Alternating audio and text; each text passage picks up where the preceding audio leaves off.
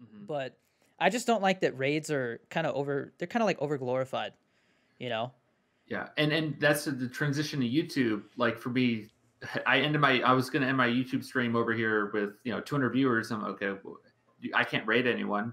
Not only do I not know any YouTube streamers that are online because I Yeah. don't know where to find all these other people, because the live streams it's mostly they pop up in search engine results Yeah. when you're searching for Warzone. There used to be an easier way to categorize. There is a way to, but no one actually uses it. At Yeah. least no one that I know. But it's there's no raids, but I still miss that the community aspect of raiding someone else. Yeah. But at the same time too, it doesn't affect people's channels.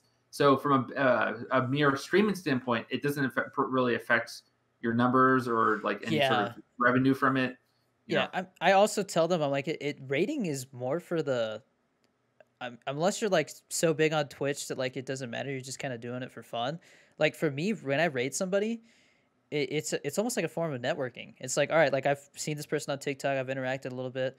Now, I'll raid them and interact with them a little bit, and then usually they're like, hey, thanks for raiding me earlier, this and that, and then we start talking, and then like now it's just another creator that I like have interacted with, and maybe they'll be on the podcast, or maybe we'll play some games later.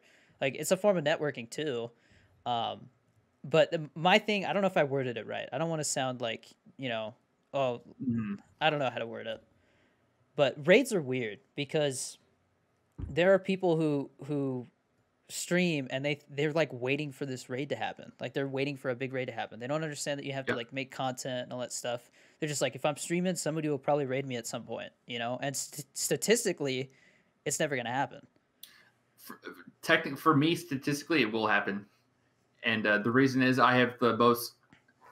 If you see, whenever I see, you like stand out when people are scrolling through. I've had like 1,000+ like viewer raiders or streamers raid me in the past couple months and stuff. Just because I stand out, I have like very poppy overlays. Yeah. I wear a white wig, and then like they see brown and they see this thing. Like it's they automatically click like, who is this? See, guy? but you went out of your way to make yourself stand out. They think that you can just turn on a camera, start playing Call of Duty, and it's gonna happen. Yeah, I know. I did. I've been wearing this for years. Call of Duty. That's exactly what happened. You're like, what are you talking about? This is my normal outfit. Exactly.